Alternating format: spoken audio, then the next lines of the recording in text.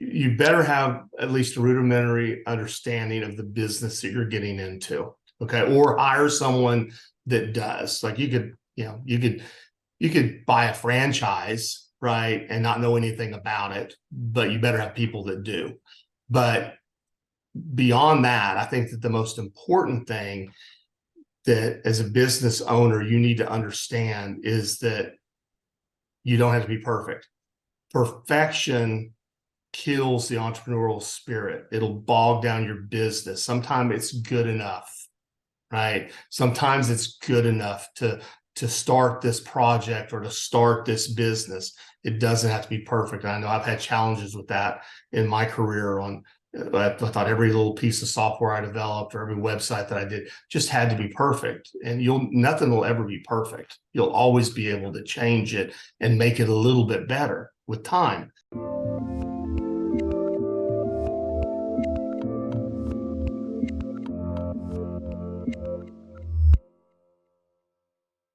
Hey everyone, this is Devin Miller here with another episode of The Inventive Journey. I'm your host, Devin Miller, the serial entrepreneur that's grown several startups into 7- and 8-figure businesses, as well as the founder and CEO of Miller IP Law, where he helps startups and small businesses with their patents and trademarks. If you ever need help with yours, just go to strategymeeting.com, grab some time with us to chat, and we're always here to help. Now, today we've got another great guest on the podcast, Chuck Leblo. And Chuck started out his journey joining the U.S. Army in around 1982, joined the Signal Corps, did that for about 3 years, and then afterwards left the Army and joined the IT or WorldCom, and became a chief engineer there, and then moved up to management positions and did that for a period of time. And then around 2001 hit.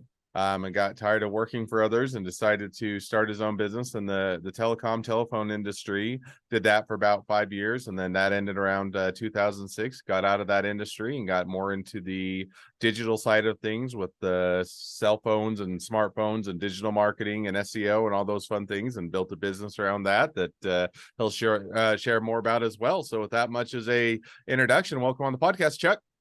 Well, thanks for having me, Devin. I appreciate it. Hey, excited to have you here. So I just gave a much condensed version to a much longer journey. So why don't we rewind and unpack that a little bit, and tell us a little bit about how your journey got started going into the Army. Well, actually, I think you did a pretty good job. I don't know. We can just talk about sports the rest of the time. So, but yeah, so listen, back in 1982, when I graduated high school, small town, really didn't have the wherewithal to go to college. Had the grades, just didn't have the money to get there. Was raised by a single mom. And so really, I came from a military family, military background. My grandparents, or my granddad, my uncles, and all of them were in the military. So that's the path that I chose. I knew that if I went into the military, I didn't want to make it a lifelong career. I certainly could have. I liked the military. I excelled at it while I was in there.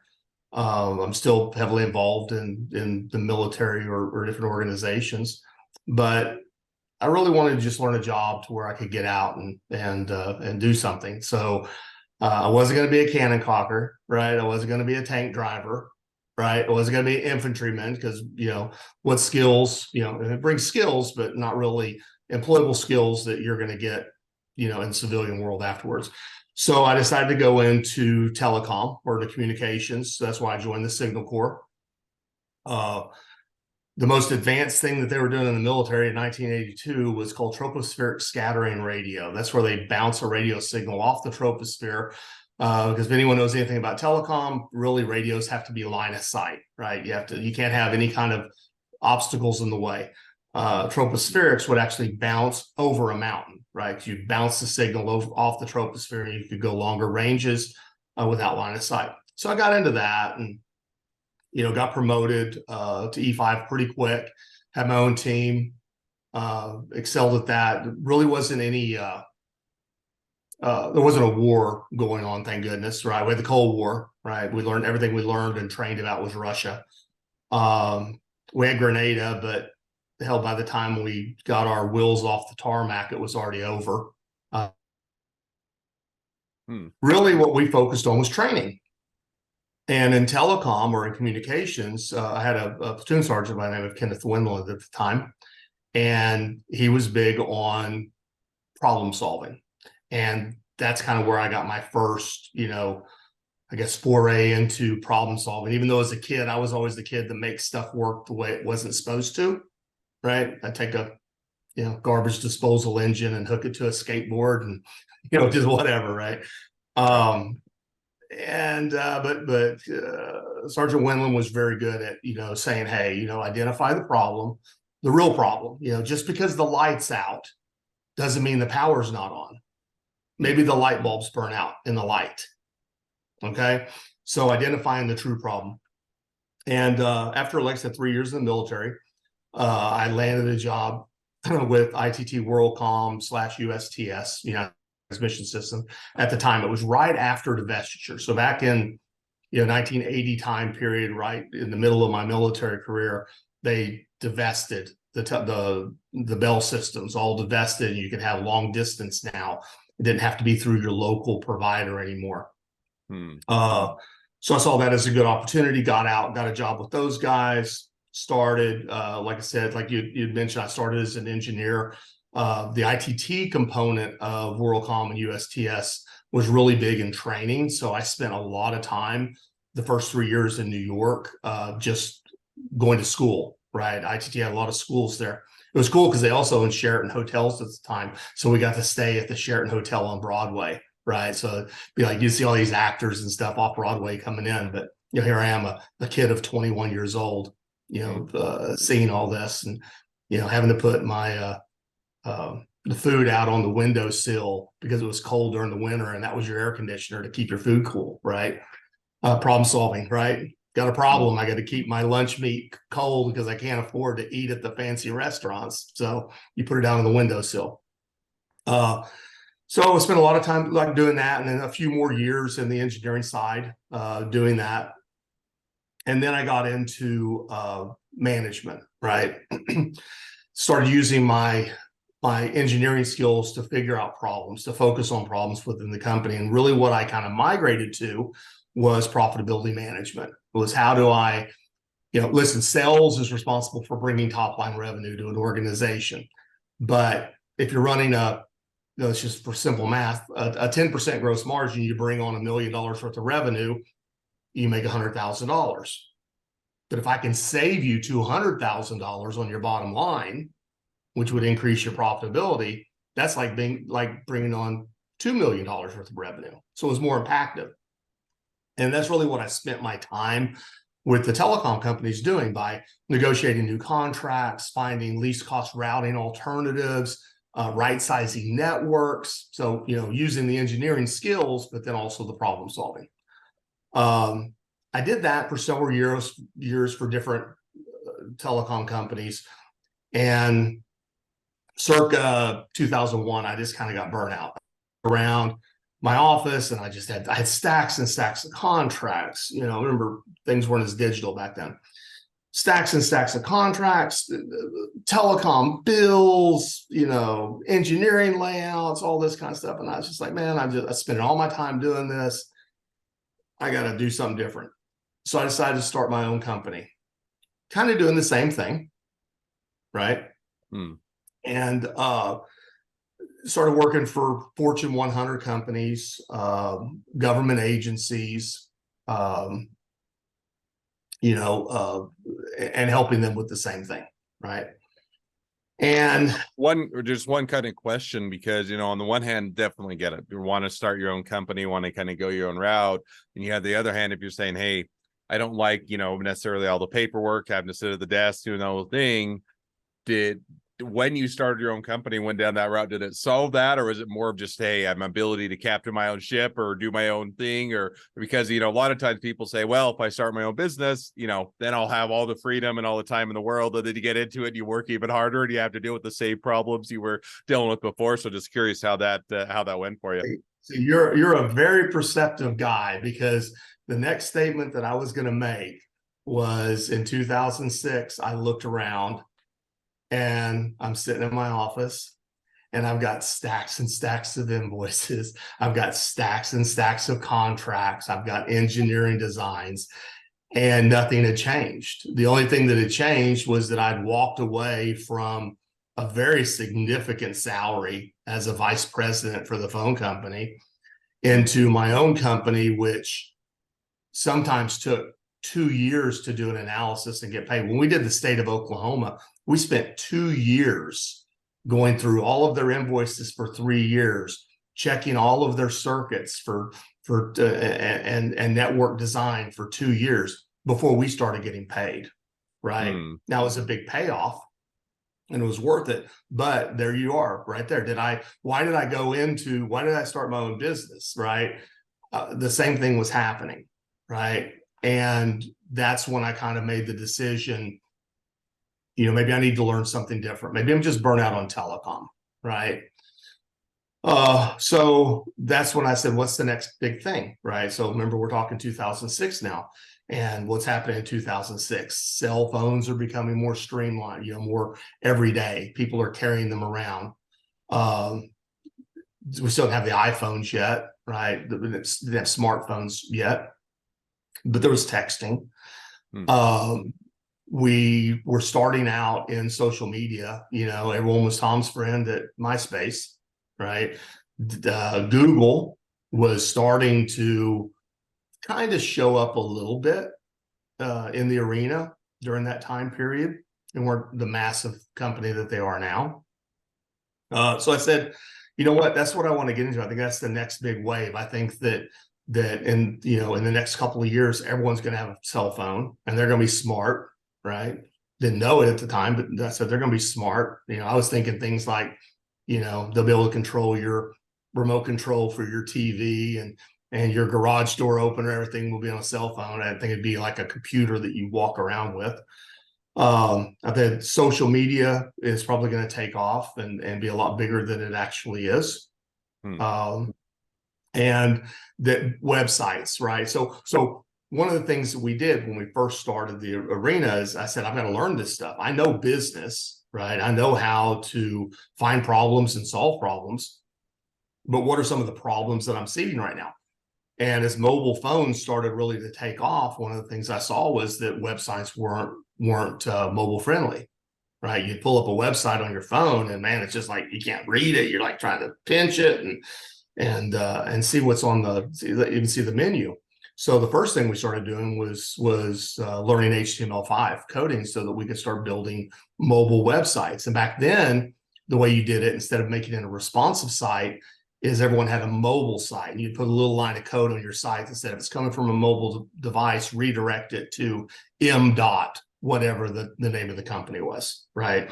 And that was your mobile friendly. So we started with that. Then we started with social media management, public relations, SEO. One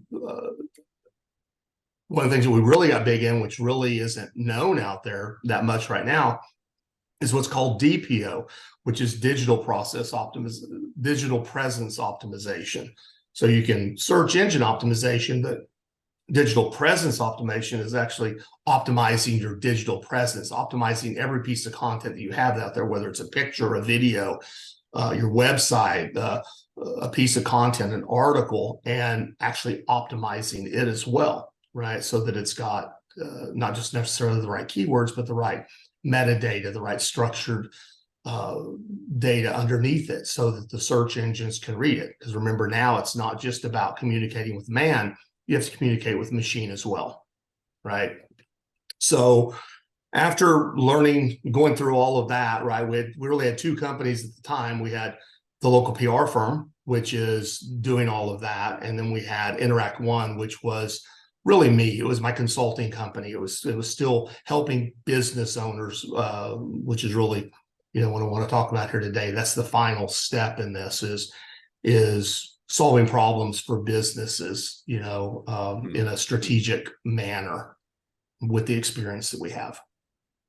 Oh, that's awesome. So So now you make this, you make the pivot or the shift to say, okay, our first business, maybe it was successful and doing well, but it wasn't where I wanted to be, and kind of or went right back to where I was trying to leave. And so now you start you make this shift over, kind of go more the digital route and the smartphone, and get involved with a lot of the different things along those lines. Now, how did did that shift? Did it finally kind of accomplish what you're looking for, and it kind of gave you the freedom and the flexibility, or you're still figuring it out? And I mean, you've been doing it now for, I think, a good little while. So kind of walk us through, did it kind of serve that purpose and give you that bandwidth and the freedom that you were looking for? Yeah, it did. It did. And to be honest, when I first started the company, right, after I left telecom, I did gain more freedoms, right? I could pick which customers I worked for. I could pick how long I wanted to work, right? And really, that was my main goal. When I looked around that office that one day and I said, I got all this stuff going on, I was working 12, 14 hours a day, right? I've got two sets of kids. I've got the older kids and I've got the younger kids, right? And I've got a new wife. We've been coming up on 14 years now, and a lot of all of that happened was because of that, because I wasn't around, right? I wasn't around. I talk to my kids, my older kids now, 38 and 35, and they're like, yeah, I mean, you were around on weekends, right? And then I became the weekend dad, right? After a divorce. So there's struggles there. And I said, I don't want to do that anymore, right? I don't want that to happen. So that is the main reason that I enjoy owning a company, and that is the freedom, right? If I want to work 3 hours today, I'll work 3 hours today. If I want to work 12 hours today, I'll work 12 hours today. It's really my decision. As long as my clients are taken care of, then it's my decision. And it's not all about money, right? Just think about that when you own a business. It's not always about money, right? It's about freedoms and what you can do with your time and what you can do with your life, right? That really matters most, especially when you start getting old like me. No, I think that I'm right there with, and you know what? Not that it's not at all about money. I mean, you still want to make an income, you still want to be able to support yourself and have a nice lifestyle. But I think you do get to the point where if the only motivation, the only reason you're doing your own business or doing a startup or a small business is you think you're going to make a lot of money, there are honestly easier ways to do it, or to work for someone else, because if the only thing you're doing it is for is money, you're going to quickly get burned out or not enjoy it. And so with that, I think that that's definitely you find that additional motivation and ability to pursue that is definitely worthwhile. So Yeah, you will never in your life work harder for someone than yourself. So just remember that, right? If you want to be your own business owner, you're going to work hard, right? Like I said, I've been doing it for 20 years now, so I'm in a place where the revenue's where it needs to be, and I've got a good life work balance. yep. No, I'm right there with you. So now if you were to say, okay, started the business, it's been in business for quite a while, and things continue to evolve and continue to iterate and go in different directions. So now if you're to kind of look out and say, okay, in the next 6 to 12 months, where do you see things headed? Kind of what is the outlook, or kind of where do you see as the next phase or direction you guys will go? So I think that probably we're putting less and less growth into our PR company right now. We're kind of shifting a little focus there. So less growth over there, more growth on Interact One, which is the problem solving company.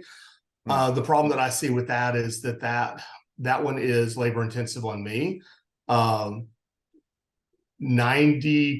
of the time, you're hiring me to do that work, right? So I've only got so many hours in the day and so many hours that I'm willing to allocate towards that. So bringing up additional team members, finding partners that maybe have different types of expertise that we can, bring on board to help with different type, to resolve different problems is probably where we're going on this. Making it more mainstream, right? Getting the word out there to entrepreneurs and small business owners to where they understand that you're going to have problems, and sometimes you aren't going to be able to figure out what the real problem is, and how to solve it, and that there are companies out there, like mine, that can help you with that on a fractional basis. So you don't have to hire that person, right? So there's a big trend right now in fractional everything, fractional, COO, CEO, CMO, CFO. I'm a chief strategist for several companies, right? But me having a fractional problem solver or that strategist that you can, task when you need them and only pay for it when you need them is something that we're going to try to make more mainstream. No, and I'm a proponent of the fractional movement, especially for startups and small businesses. I mean, you get to a certain size, it makes sense to have someone that's on full time that can dedicate it and can be looking at that. But a lot of times when you're starting up and just getting going, either one, you don't have the budget to do it, or two, you really don't have that full time need, and yet you do have that need nonetheless. And so I think that gives you a good avenue to address a lot of those issues and to be able to bring on that talent as needed. So sounds like a good direction to head in. So, well, now as we're wrapping towards the end of the podcast, I always like to wrap up with 2 questions. Now, before we jump to those, Chuck has been awesome enough to sponsor one of the water bottle giveaways that we love to do, and give away some awesome entrepreneurial water bottles to some of our listeners and audience. And so with that, if you want to go ahead and share what the promo code is, then people can simply go to the entrepreneurial store on the Miller IP Law website, use a promo code, check it out, and be able to or get the water bottle to add to their arsenal. So with that, what's the promo code they use at checkout? Yeah, cool. So it's kind of our mantra, which is problem solved.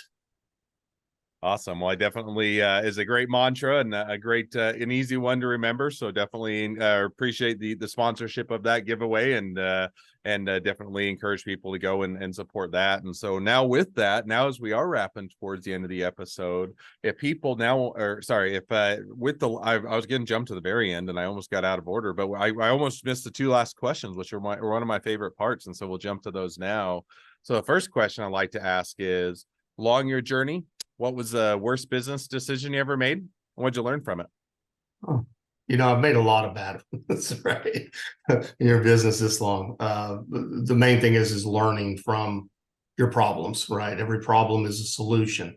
I think that on a very high level, one of the big mistakes I made early on is that I wasn't involved in local community, right? I didn't see my local community as being my customer. And really, they still aren't. I mean, I've got maybe 5 or 6 clients that are, in my immediate area that I help out. But the amount of business, the amount of business that I get from referrals from them, because they're referring other businesses that they know, right? Since I've gotten involved. So I got involved with the chamber. I got involved with reattached to the veteran community, right? The American Legion and a couple of other veterans groups that we have here out of Rockwall, Texas.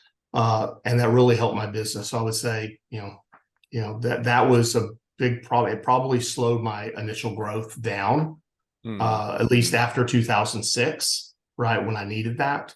So that's why we try to stay involved, because you never know who's going to refer you.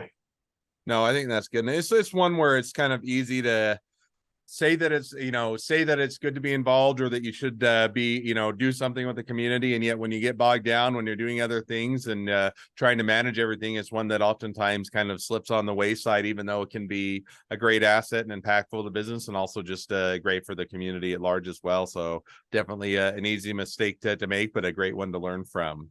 Right. Second question now that I like to ask is, so now if you're talking to somebody that's just getting into a startup or a small business, what would be the one piece of advice you'd give them? I would say you better have at least a rudimentary understanding of the business that you're getting into, okay? Or hire someone that does. Like you could buy a franchise, right, and not know anything about it, but you better have people that do. But beyond that, I think that the most important thing that as a business owner you need to understand is that you don't have to be perfect. Perfection kills the entrepreneurial spirit. It'll bog down your business. Sometimes it's good enough, right? Sometimes it's good enough to start this project or to start this business. It doesn't have to be perfect. I know I've had challenges with that in my career. I thought every little piece of software I developed or every website that I did just had to be perfect. And nothing will ever be perfect. You'll always be able to change it and make it a little bit better with time. So just know your business or hire someone that does. No, I think that's definitely a great piece of advice, and kind of reflects back to what we were saying a bit earlier. Now, I said I think that when you're startup or a small business, sometimes you have to wear multiple hats, and even if you're not an expert on everything, you have to get it done, and you learn things as you go along. But I also, as you do grow, as you do expand, and as you're getting into the area where, hey, you can have the bandwidth now to bring on other people, bring on that expertise, bring on people that have experience and background, can definitely make it or be a big impactful on be able to be successful within your business.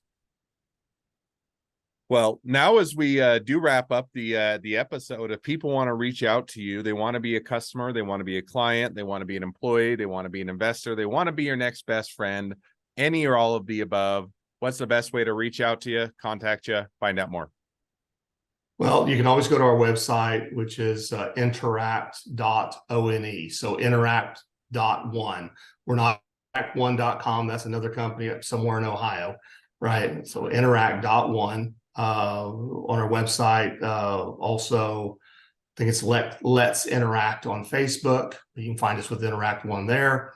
LinkedIn, look me up. It's Chuck, last name spelled Leblo. On LinkedIn. I love making contacts on there. Or you can always give us a call. What is it? 972-217-4680. That'll get you to our main switchboard. Awesome. Well, definitely a lot of great ways to connect. And I think when we talked a little bit before, you also have a form that people can fill out to be able to connect and have you assist on solving some of their problems. Is that right? Yeah, so if you go to our website, there's one of the menu items is interact or let's interact. And that's kind of the way we say, let's communicate. And on that page, there's a form where you can give us your information and you can tell us what your problem is, right? And what I'll do in concert with your giveaway is the first 5 people that go to our website and use that same promo code,